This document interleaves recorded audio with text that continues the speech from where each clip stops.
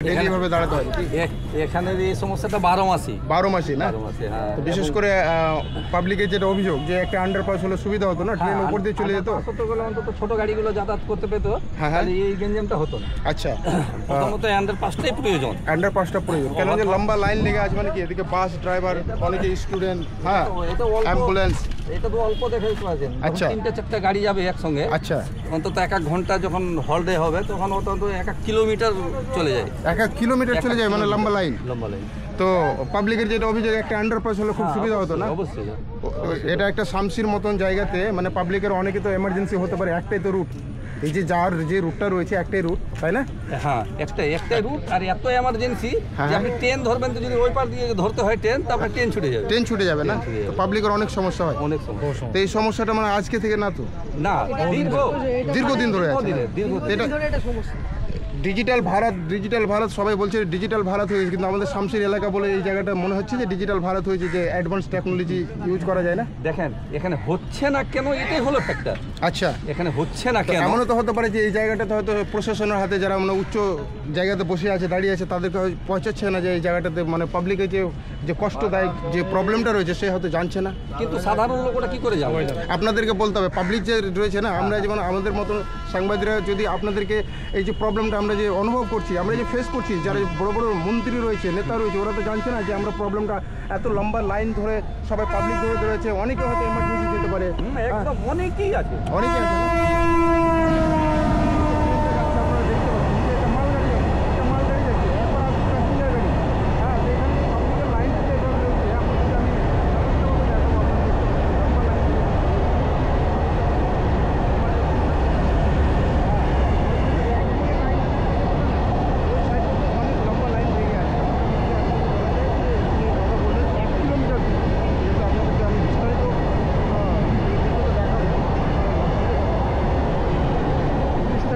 দেখাবো, কিন্তু মনে হচ্ছে না যে আবার এটা যাওয়ার পরে খুলবে, এই যে পাবলিকে রয়েছে। হ্যাঁ দাদা, আপনার নাম কি? দিয়ে দিলাম, কাঞ্চন প্রমাণী। ধন্যবাদ আপনাকে।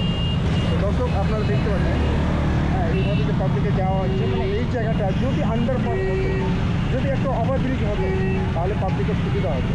এই যে গ্যাঞ্জাম রয়েছে, যে ভিড়ভাড় এলাকাটা রয়েছে, এই যে প্রবলেমটা রয়েছে, এই প্রবলেমটা ফেস করতে হতো। আজকে যেভাবে আপনারা দেখতে পাচ্ছেন, বাস গাড়ি, ট্রাক, অটো দেখতে পাচ্ছেন, মারামারি লেগে গেছে এই জায়গাটা। আমি আপনাদেরকে এইভাবে দেখাতে চাই, খুব আমি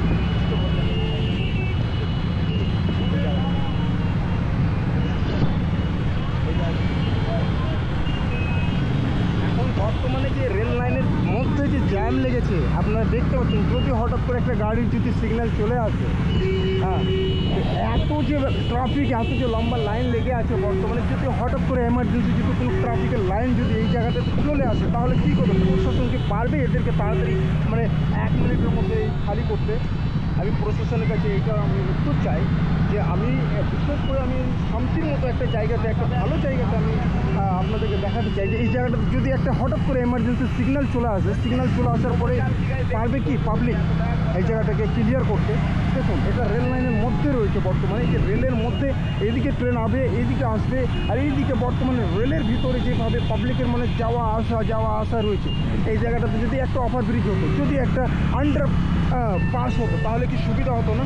আপনারা দেখেন না অ্যাডভান্স টেকনোলজি, দেখেন না অন্য জায়গাতে, দিল্লি এনসিআর দেখেন, গুরগাঁওতে বলেন, আপনার কলকাতা সিটিতে শহরে বলেন, ঠিক আছে, হয় কি না?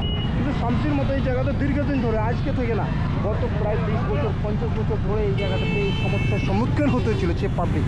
হ্যাঁ, লোকে যে আজকে যে আমরা কষ্টদায়ী যে রাস্তার বিষয়টা দেখতে পাচ্ছি, এই জায়গাটা আন্ডারপাস হলে আমাদের খুব সুবিধা হতো। আচ্ছা, আপনি বাসের ড্রাইভার না? কন্ডাক্টর, হ্যাঁ।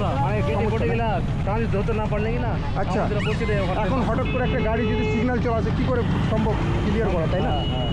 তো যাই হোক, ইনি দাদা বলছিলেন, আপনার কি নাম? সঞ্জীব মণ্ডল। কতদিন থেকে এই রুটে চলাচল করেন? মোটামুটি 9 বছর। আপনার কি অভিযোগ যে পাবলিক যদি একটা আন্ডার পাস করে দেয় কিংবা একটা ওভারব্রিজ করে দেয়, সুবিধা হয় না? ওভারব্রিজ হলে আমরা টাইমটা ধরতে পারবো, আমরা টাইমটা ম্যানেজ করতে পারবো। ঠিক।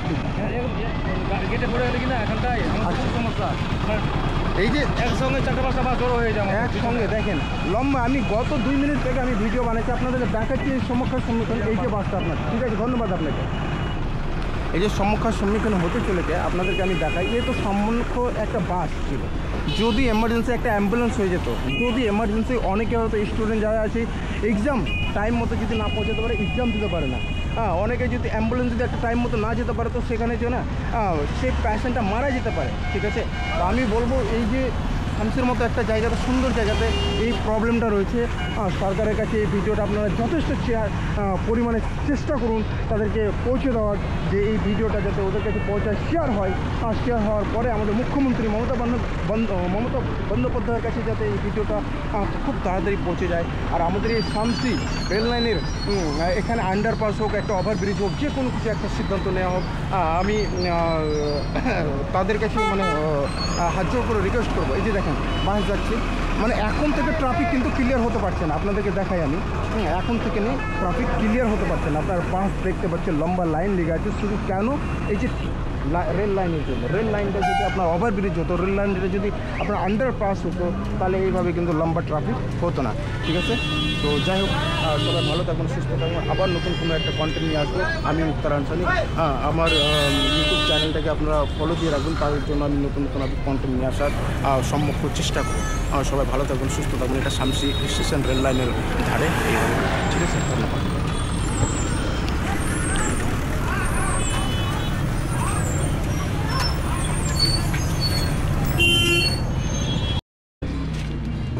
আমি একটু দেখি, হ্যাঁ ঠিক আছে।